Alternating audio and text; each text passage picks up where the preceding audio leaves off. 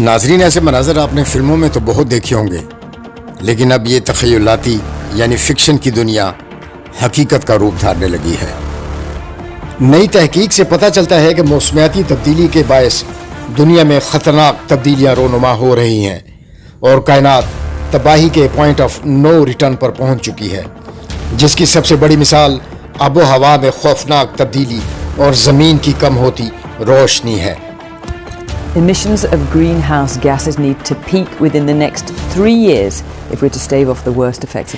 In their latest report, UN scientists are warning we are on course for devastating changes to our climate. The worst of climate change, but it comes with a massive warning. It is now or never.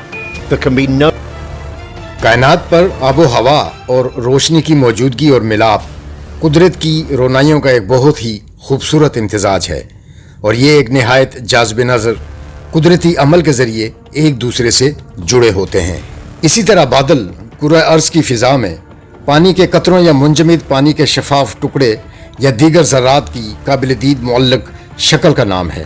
سائنسدان اس عمل کو جاننے کے لیے سرگرداں ہیں کہ بادل کس طرح موسمیاتی تبدیلیوں کے تغیر سے نمٹیں گے اور اس کے نتیجے میں یہ رد عمل مستقبل کی آب و ہوا کو کیسے تشکیل دیں گے، یعنی آنے والا مستقبل کیسا ہوگا۔ سمندر کی تہہ پر آپ کو نظر آنے والا بادلوں کا عکس روشنی کے ایک خاص عمل یا سسٹم سے گزر کر نمودار ہوتا ہے، یعنی سمندر پر بادلوں کی حرکت یا موومنٹ سے پڑنے والا عکس روشنی کے ایک خاص نظام کے تحت ایک دوسرے سے منسلک ہوتے ہیں۔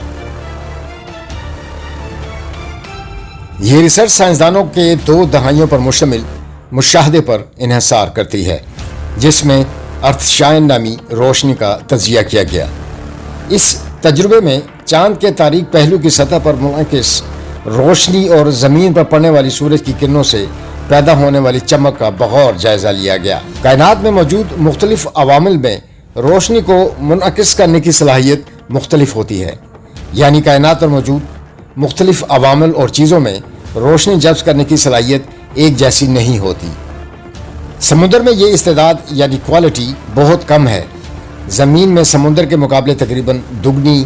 اسی طرح بادلوں میں خود سے ٹکرانے والی سورج کی روشنی کی آدھی مقدار جذب کرنے کی استعداد ہوتی ہے، جبکہ برف یا سنو میں روشنی کی کثیر مقدار کو جذب کرنے کی صلاحیت ہوتی ہے۔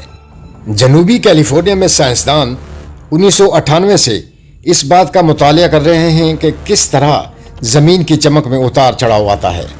سائنسدان روزمرہ سے دہائی تک وقت کے پیمانے پر آنے والی تبدیلیاں تلاش کر رہے ہیں۔ سائنسدانوں نے ناسا اور national oceanic and atmospheric administration کے 1997 سے جاری مشاہدات کو ملا کر کائنات کی روشنی میں پیدا ہونے والی تبدیلیوں کا جائزہ لیا۔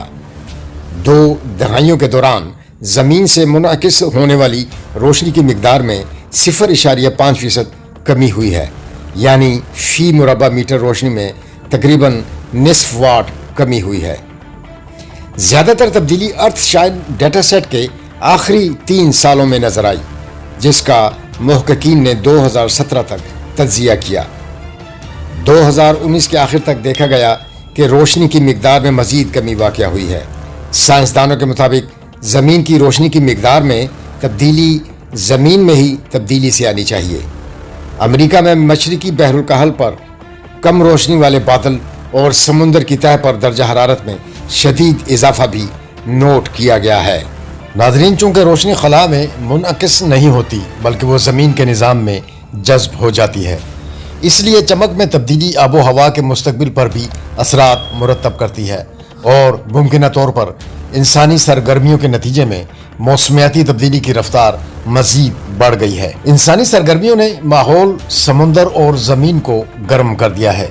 موسمیاتی نظام میں حالیہ تبدیلیوں کی مثال گزشتہ کئی ہزار سال میں نہیں ملتی، اور بہت سی تبدیلیاں صدیوں سے ہزار سال تک ناقابل واپسی ہیں، جس کا نتیجہ گرمی کی شدید لہروں، موسلادھار بارشوں، خشک سالی، طوفان اور سیلاب کی شکل میں ہمیں نظر آتا رہے گا۔